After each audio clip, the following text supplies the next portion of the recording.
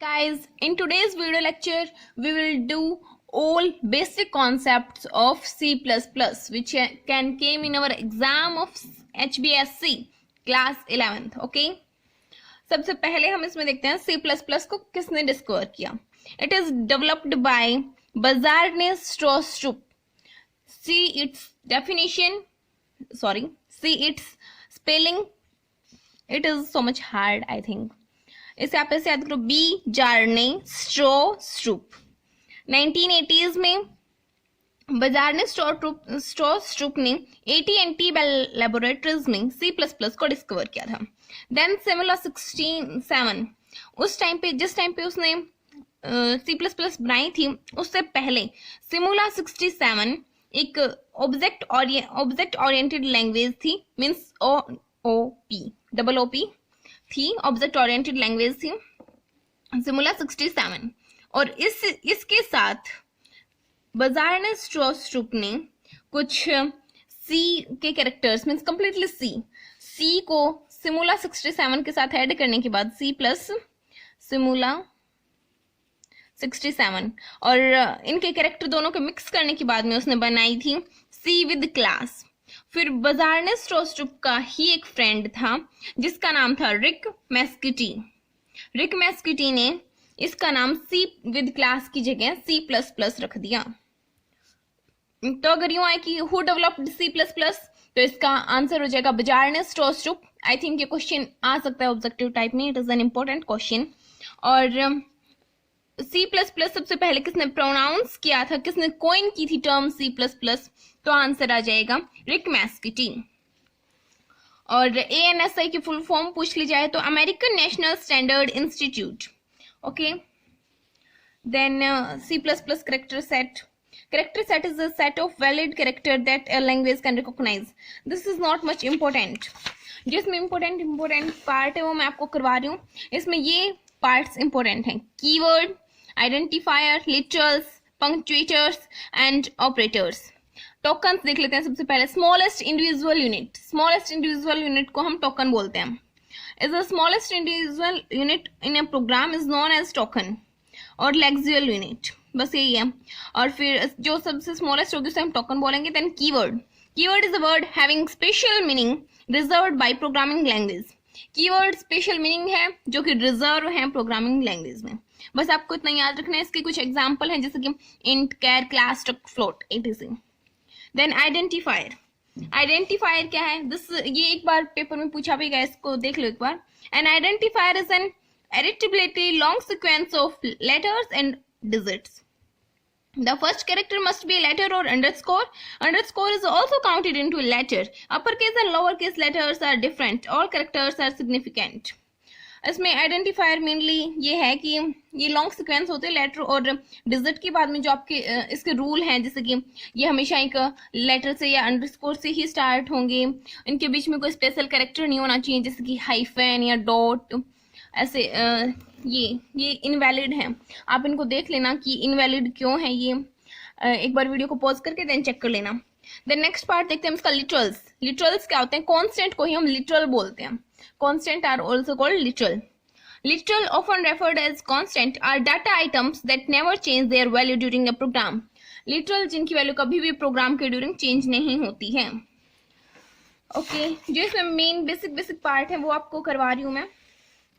Then character constant. ये character constant is a C++ must contain one character and must be enclosed in a single quotation mark. अगर ऐसे लिख रखा है ए और उसके साथ में एक सिंगल कोटेशन मार्क है, सिंगल कोट में है, तो उसे हम कैरेक्टर कांस्टेंट बोलेंगे. Then string literals. या this is important basic part.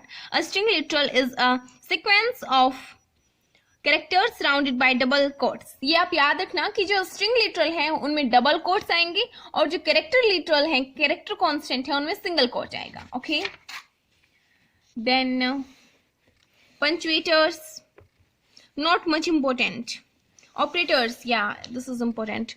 Operators are the tokens that trigger some computation when applied to variable and other object in an expression, जब हम किसी वेरिएबल या किसी ऑब्जेक्ट को एक्सप्रेशन के अंदर किसी ऑब्जेक्ट को ट्रिगर करते हैं with copulation, then it is called operator.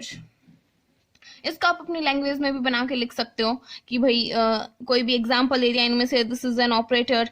हाँ, यूनरी ऑपरेटर कई बार पूछ लिया जाता है कि इनमें से कौन सा यूनरी ऑपरेटर है या यूनरी ऑपरेटर कौन से होते हैं।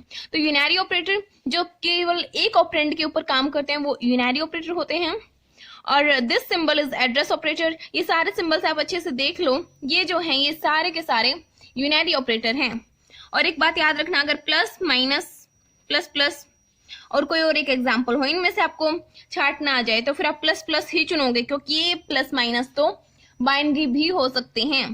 दैट्स वाई अगर 2 बार प्लस प्लस हो तो आप उसको चूज करेंगे।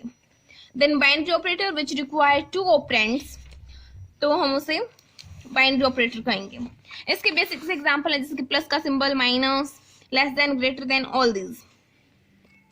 देन यहाँ से थोड़ा बहुत प्रोग्रामिंग स्टार्ट होती है। मैं प्रोग्रामिंग के ऊपर एक अलग से वीडियो बनाऊंगी जिसमें हम सारे बेसिक पार्ट्स देखेंगे प्रोग्रामिंग की।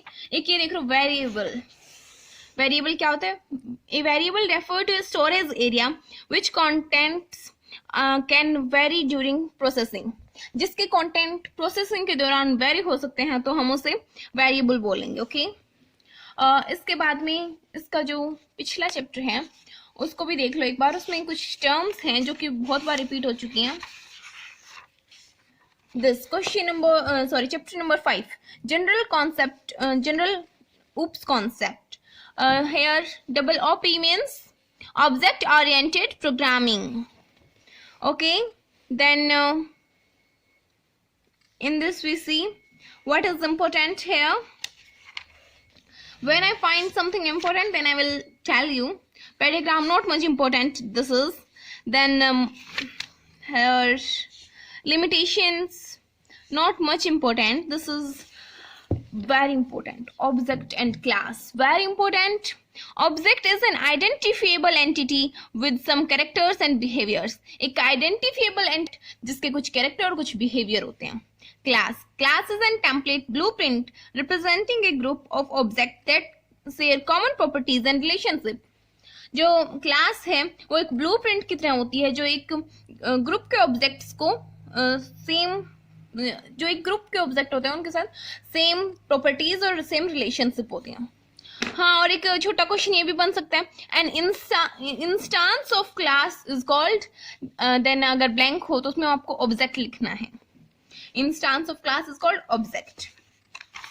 Then what is important here, या these all topics, data abstraction, data encapsulation, inheritance, polymorphism, इन सभी पे मैंने पहले से एक वीडियो अपलोड कर रखी है। तो आप हमारे चैनल एजुकोर प्रैक्टिस के ऊपर जाएंगे और इसको देखेंगे तो फिर आपको जरूर मिल जाएगी। On this all topics I have already uploaded video. ये बहुत इंपॉर्टेंट टॉपिक हैं, ये अभी तक 2-3 बार रिपीट हो चुके हैं। पिछले 3 साल के पेपर में ही ये 2-3 बार रिपीट हो चुके हैं। ओके, देन उस चैप्टर में यही इंपॉर्टेंट था, आगे उस चैप्टर में कुछ इंपॉर्टेंट नहीं थी, यही थी इंपॉर्टेंट जो मैंने आपको करा दी। मैं इसमें से सिर्फ इंपॉर्टेंट टॉपिक्स ही आपको करा रही हूँ। Then data type, what is data type? Data type are the mean of identifiable data type are mean to identify the type of data and associated operations of handling it. Okay, then next part देखते हैं हम। मुझे लगता है आप में से कई के पास तो बुक ही नहीं होगी, है ना? Tell me in comment section, most के पास नहीं होगी book, but I arrange this for you so that you will be able to get good marks in your exam, and after that you will give 1 like and subscribe to our channel. Okay, then fundamental data type. Fundamental data type are those that are not composed of other data type. ये वो data type होती हैं जो दूसरे data type से मिलकर नहीं बन सकती हैं। ओके, देन आपको यूं भी पता होना चाहिए कि कौन कितनी बाइट लेता है। ये भी एक क्वेश्चन का मार्क्स आ सकता है। मैं आपको पहले ही बता देती हूँ कि जो कैर होता है, कैरेक्टर, उसको हम कैर से रिप्रेजेंट करते हैं और वो 1 बाइट लेता है, 1 बाइट। और 1 बाइट में 1 बाइट हैज 8 बिट्स। तो ऐसे थोड़ा याद रखना कि बाइट और बिट्स अलग अलग हैं। डेसिमल, डेसिमल को हम फ्लोट में लिखते हैं, फ्लोट में हम डेसिमल्स लिखते हैं, जो डेसिमल वाली टर्म्स होती हैं, और वो 4 बाइट लेती हैं, 4 byte storage. Int 2 byte storage लेते हैं, डबल 8 बाइट स्टोरेज लेते हैं, और वॉइड वैल्यूलेस होता है वो एक भी नहीं लेता। लॉन्ग 4 बाइट स्टोरेज लेता है, और लॉन्ग डबल 10 बाइट स्टोरेज लेता है। Take 10 bite storage. ओके, यहाँ पे मैं आपको अलग से लिख के दिखा देती हूँ। This take 1 byte, this 2 byte, then 4 byte, 4 byte, here 8 byte, and long double 10 byte. ये यहाँ पे मैंने अलग से लिख दिए हैं, आई होप कि आपको दिख रहा होगा। Okay, then what is important here, I am searching, if I find something important then I will tell you. Derived data type, ये भी आ सकता है derived data type. From the fundamental type, other type can be derived by using the declaration operator. Declaration operator को use करके हम fundamental data type से कुछ data types को ड्राइव कर सकते हैं, उन्हें ही हम ड्राइव डाटा टाइप्स बोलते हैं। और इसके एग्जांपल हो गए array, function, pointer, reference, constant. These are derived data types. Array क्या है, एरे रेफर टू, या पूरा पढ़ लेना, मैं पूरा नहीं पढ़ के दिखा रही, मैं आपको शो कर रही हूँ कि क्या पता किसी के पास बुक ना हो तो वो यहाँ से रीड कर ले, स्क्रीनशॉट लेके पढ़ लेना। Okay, name list of a it is a named list of a finite number n of similar data elements. Same type के डाटा एलिमेंट होते हैं जिसके अगर कोई आपके पास फिल इन द ब्लैंक्स आ जाए, blank is an group of homogeneous element या फिर सेम टाइप ऑफ एलिमेंट, तो उसमें आपको फिल करना है array. Okay, then array can be 1 dimensional, 2 dimensional और मल्टी डायमेंशनल। ये कितने भी डायमेंशनल हो सकती हैं। Then next part is function, can call anywhere it is needed. हाँ, फंक्शन को हम कहीं पे भी कॉल कर सकते हैं जहाँ पे नीड होता है। A function is a named part of program that can be invoked from other part of program as often needed. Okay, then that is not much important. Yes, pointer. A pointer is a variable that hold a memory address. Pointer एक ऐसा variable होता है जो memory address को hold करता है। और ये जो स्टार है, इस स्टार का मीन्स होता है, जो स्टार होता है इसका मीन्स होता है पॉइंटर कंप्यूटर में। Okay, then references, reference is an alternative name for an object. Reference object के अल्टरनेटिव नेम होता है। Reference is the alternative name of object. Okay, then constant, the value of the named constant cannot be altered during the run program. इसके लिए हम keyword use करते हैं const, और इनकी वैल्यू फिक्स रहती है। ये एकदम लिटरल्स की जो डेफिनेशन होती है ना, वही डेफिनेशन इसकी है। Then user defined derived data types. User defined, कुछ ऐसे ड्राइव डाटा टाइप होती हैं जो यूजर के लिए डिफाइन होती हैं। इसके एग्जाम्पल हो गए क्लास, स्ट्रक्चर, यूनिनो एंड इनम्बरेशन। क्लास ये बाय डिफॉल्ट प्राइवेट होती है। This is a group of similar objects. इसमें सिमिलर ऑब्जेक्ट होते हैं। It represent class. In C++, it offer an user-defined data type called class. Okay, a class bears the same relationship to an object that a type does to be a variable. Okay, आप ये study कर लेना, मैं आपको show कर देती हूँ यहाँ से। अभी मैंने जो मेन लग रहा था मैंने वो पढ़ा दिया है, बाकी मैं आपको शो कर देती हूँ। अगर आपको इसका स्क्रीनशॉट लेके पढ़ना हो तो आप पढ़ लेना। Then structure, structure by default public होते हैं। These are the collection of variable referenced under one name. ये कलेक्शन ऑफ वेरिएबल होते हैं जो एक नेम के अंडर रेफरेंस्ड होते हैं। इनके लिए कीवर्ड होते हैं स्ट्रक्ट। इसका ये अगर यहाँ जगह सिंटैक्स लिखो तो सिंटैक्स यहाँ से ये है, इसको देख लेना। देन नेक्स्ट देखते हैं यूनिनो। यूनिनो और स्ट्रक्चर दोनों सेम होते हैं, बस इनमें फर्क किस चीज का होता है, सेव मेमोरी एंड शेयर। ये मेमोरी को सेव करता है और शेयर करता है, और स्लो स्पीड का होता है। This is slow speed then structure. Then enumeration. Enumeration, this is the alternative method for naming integer constant, is often more convenient than constant. हम constant के लिए const कीवर्ड यूज करते हैं, बट हम उसकी जगह ऐसे enum भी यूज कर सकते हैं। This is an alternative method. ये const की जगह पे यूज किया जा सकता है, उसके अल्टरनेटिव है। ओके, देन वेरिएबल, वेरिएबल की डेफिनेशन में आपको बता भी दी थी। वेरिएबल आपको पता भी होगा, जिनकी वैल्यू चेंज होती रहती है तो हम उन्हें वेरिएबल्स बोलते हैं। The next important part is reference. देख लेते हैं। Reference is an alternative name of an object. Reference object का अल्टरनेटिव नेम होता है। A reference variable provide an alias for a previously defined variable. ये पहले से डिफाइंड वेरिएबल के लिए एक एलियास प्रोवाइड करता है, रेफरेंस। ओके, देन इस चैप्टर में कुछ ज्यादा इंपॉर्टेंट नहीं बचा आगे। देन चैप्टर 8 में देखते हैं क्या इंपॉर्टेंट है। Here is chapter 8, operator and expression in C++। Operator, यहाँ से आप रीड कर लेना, वीडियो ज्यादा बड़ी हो जाएगी, फिर मुझे पता है आप में से कोई नहीं देखेगा आगे तक। Operator, the operations being carried out on data are represented by operators. A symbol it tell to the compiler. फिर यूनरी ऑपरेटर, यूनरी ऑपरेटर जो सिर्फ एक ऑपरेंड के ऊपर काम कर सकते हैं वो यूनरी ऑपरेटर होते हैं। बाइनरी ऑपरेटर जो दो ऑपरेंड्स के ऊपर काम करते हैं वो बाइनरी ऑपरेटर होते हैं। देन अगर यहाँ पे कुछ इंपॉर्टेंट हुआ तो मैं बता दूंगी। हाँ, ये इंक्रीमेंट डिक्रीमेंट ऑपरेटर भी देख लेना। जो इंक्रीमेंट ऑपरेटर है उसको हम प्लस प्लस 2 बार प्लस से डिफाइन करते हैं और डिक्रीमेंट ऑपरेटर को 2 बार माइनस माइनस से डिफाइन करते हैं। इसका अगर यूं लिख दिया ना 2 प्लस प्लस तो इसका मतलब हो गया 3। अगर यूं लिख दिया 2 माइनस माइनस तो इसका मतलब हो गया 1। ओके, देन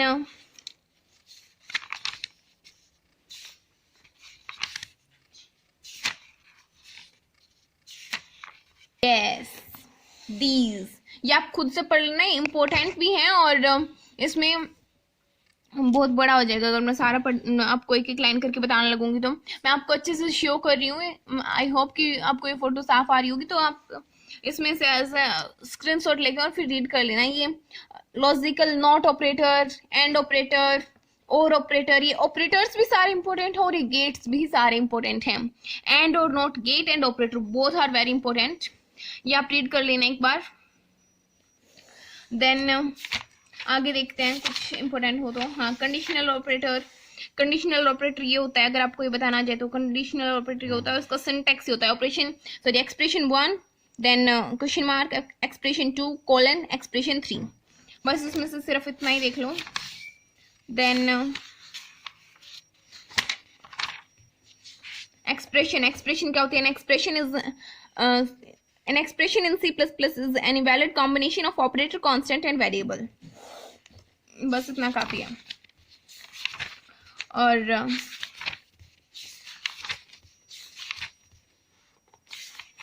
यस, इस चैप्टर में और ज्यादा इंपॉर्टेंट नहीं बचा। देन चैप्टर 10 देखते हैं, flow of control. Flow of control में सबसे पहले statement. Statement are the instruction given to a computer to perform a kind of action, be it data movement, be it making decision, or be it repeating actions.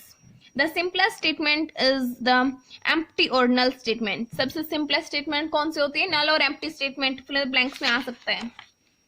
Okay, then compound statement. एक compound statement sequence of statement clause in a pair of braces. जो बहुत सारे statement braces में आ जाती हैं, means से curly bracket में, तो हम उसे बोलते हैं कंपाउंड स्टेटमेंट। ये सिलेक्शन स्टेटमेंट कौन सी होती है तो आप यहाँ से रीड कर लेना। Then iteration statement. Iteration statement या रिपीटिंग स्टेटमेंट या लूपिंग स्टेटमेंट, ये सारी सेम होती हैं। देन सिलेक्शन स्टेटमेंट में ही एग्जाम्पल है इफ एंड स्विच। इफ और स्विच दोनों किसके एग्जाम्पल है? Selection statement. ऐसे इनमें भी कोई क्वेश्चन बन सकता है कि इफ और स्विच किसके एग्जाम्पल है? सिलेक्शन स्टेटमेंट के। इफ का सिंटैक्स पूछ लिया जाता है कई बार, तो 2 बार पूछ लिया गया इफ का सिंटैक्स, तो ऐसे होगा। सॉरी, इफ का नहीं, इफ एल्स का पूछा गया है। ये रहा इफ एल्स का सिंटैक्स। इफ एल्स का 2 बार पूछा गया है, इफ का 1 बार पूछा गया है। देन मैं कोशिश करूंगी कि आपको सारे इंपॉर्टेंट क्वेश्चन है कि वीडियो में बता सकूं। The switch statement. Switch statement क्या है? C++ provide multiple branch selection statement known as switch. ये मल्टीपल ब्रांच सिलेक्शन स्टेटमेंट होती है जिसे हम स्विच बोलते हैं। और test of variable of an expression against a list of integer or constant character constant when a match is found associated. या पूरा रीड कर लेना, और इसका सिंटैक्स भी इंपॉर्टेंट है, ये भी एक बार पूछा गया है एचबीएस में कि स्विच स्टेटमेंट कौन से होते हैं, स्विच स्टेटमेंट बताओ. ओके, देन इटरेशन स्टेटमेंट, यानी कि इसमें आएंगे for while and do while loop. For while and do while loop किस में आएंगे, इटरेशन स्टेटमेंट में. तो फॉर लूप, इसमें ये क्वेश्चन बहुत बार पूछा जा गया है कि एंट्री कंट्रोल लूप कौन कौन से होते हैं. तो एंट्री कंट्रोल लूप कौन कौन से होते हैं, जो फॉर लूप है और वाइल लूप है ये है एंट्री कंट्रोल लूप, और डू वाइल लूप है एग्जिट कंट्रोल लूप. ये फोर का आप स्क्रीनशॉट ले लेना, फोर लूप का रीड कर लेना, बाकी इतना इंपॉर्टेंट नहीं है. आप इसमें लिख दोगे कि इसमें रिपीट होते हैं बार बार में, और ये एक एंट्री कंट्रोल लूप है, तो आई थिंक आपके टीचर मार्क्स दे देंगे. Then while loop, yes this while loop is an important part. इसका ये सिंटैक्स है और ये भी एक एंट्री कंट्रोल लूप है. देन डू वाइल लूप, ये एक एग्जिट कंट्रोल लूप है. Nested loop, jump statement, I think ये उसमें एचबीएससी में नहीं देते हैं, एग्जाम में नहीं आते इसके. फिर भी एग्जाम्पल देख लो, गो टू, ब्रेक और कंटिन्यू, ये सारे के सारे क्या है, जंप स्टेटमेंट है. मैं एक बार वीडियो को पॉज कर रही हूँ ताकि मैं अगले नेक्स्ट इंपॉर्टेंट क्वेश्चन के ऊपर पहुंच सकूँ. इसका नेक्स्ट पार्ट है function is sub program that act on data and often return a value. ये एक डाटा के ऊपर एक्ट करता है, ये एक सब प्रोग्राम है और एक वैल्यू को भी रिटर्न करता है. देन नेक्स्ट इंपॉर्टेंट क्वेश्चन है array collection of variable same type reference under same common name. ये हमने इसकी डेफिनेशन पहले देख ली थी एरे की, तो इसमें अलग से चैप्टर दे रखा है एरे के ऊपर, तो मैं आपको फिर से दिखा रही हूँ. और फिर इसके बाद में स्ट्रक्चर की डेफिनेशन है, जो स्ट्रक्चर की डेफिनेशन हमने देख ली थी शायद.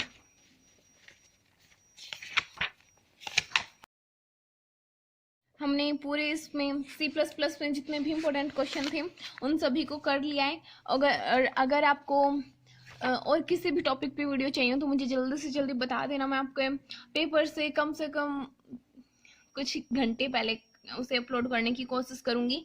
Okay, thanks for watching and please subscribe our channel and share our videos so that we get motivation and make more videos for you related to your comments. Okay, thanks for watching.